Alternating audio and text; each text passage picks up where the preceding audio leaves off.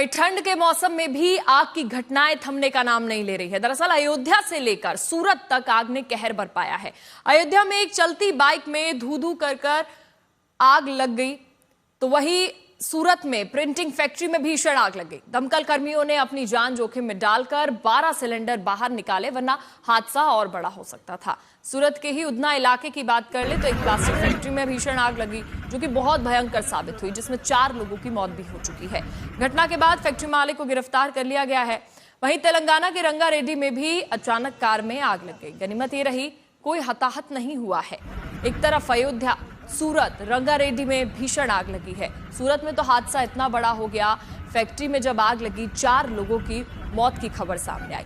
वहीं रंगारेड्डी में जब कार में आग लगी तो कोई हताहत नहीं हुआ, ड्राइवर ने अपनी सूझबूझ से अपनी जान बचा ली।